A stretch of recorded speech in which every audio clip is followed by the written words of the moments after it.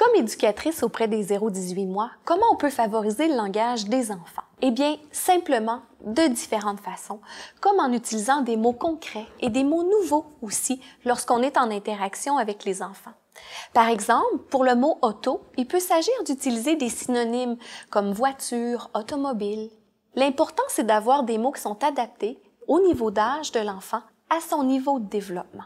Il peut s'agir aussi de les expliquer, ces mots nouveaux-là, toujours dans des phrases très concrètes, très simples pour l'enfant. Alors, il peut s'agir de nommer les objets qui nous entourent. Par exemple, les objets avec lesquels l'enfant est en train de jouer, de nommer l'objet dont il est question, ou encore les actions que l'enfant est en train de faire. Ça peut être le cas aussi pour ce que nous, comme éducatrices, on est en train de faire. L'éducatrice peut laisser l'enfant prendre des initiatives, même lorsqu'il s'agit d'un son. Par exemple, l'enfant émet un son et pointe vers un objet. Alors, l'éducatrice peut simplement nommer l'objet en question et lui laisser reprendre l'initiative de la conversation. De nommer, par exemple, « Ah, tu aimerais avoir la voiture ».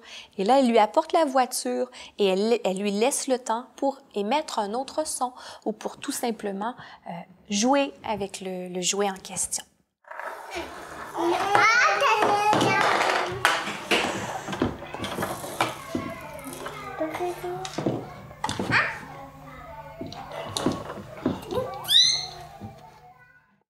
Ce qui est important avant tout, c'est quand on parle à l'enfant, c'est de le regarder dans les yeux pour qu'il voit bien le mouvement qui est produit par nos lèvres, le mouvement spécifique associé à des mots précis aussi. Il peut s'agir de reformuler aussi des mots que l'enfant utilise. Par exemple, un enfant qui utilise le mot « ça », un ça, un ça. Alors, il peut s'agir de bien reformuler en utilisant la bonne prononciation du mot, en disant par exemple « un chat ». Oui, c'est un chat, tu vois un chat. Tu aimes les chats, hein? Donc, d'utiliser plusieurs fois de suite le mot « chat » en mettant l'accent vraiment sur le CH qui produit le son « ch », le mot « chat ». Et tranquillement, à force de l'entendre, l'enfant va finir par le produire. Donc, c'est pas nécessairement de lui dire « non, non, non, on dit pas ça, on dit chat ».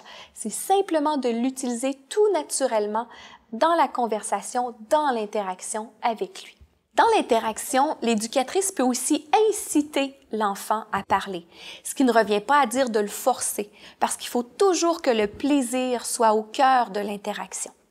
Inciter veut dire, par exemple, l'enfant est au vestiaire, il prend son chapeau. L'éducatrice peut nommer pour lui, c'est un chat, et l'enfant complète, pot. Et là, on le félicite. Donc, de l'inciter à produire, mais de ne pas le forcer. Ça, c'est très, très, très important. Et enfin, lire des histoires. Lire des histoires dès la naissance. Je vous dirais que c'est très, très, très important parce que par la lecture, l'enfant a accès à des mots nouveaux et à un vocabulaire très, très riche, des sonorités nouvelles. C'est toujours le fait d'entendre des mots qui fait en sorte que l'enfant en vient à les produire. Par la lecture, l'enfant entend une variété de mots et il peut éventuellement arriver à les produire. Donc, d'utiliser une variété de livres colorés, texturés, des livres pour le bain, des livres cartonnés. Donc, tous les livres sont permis pour favoriser le plaisir de lire chez l'enfant.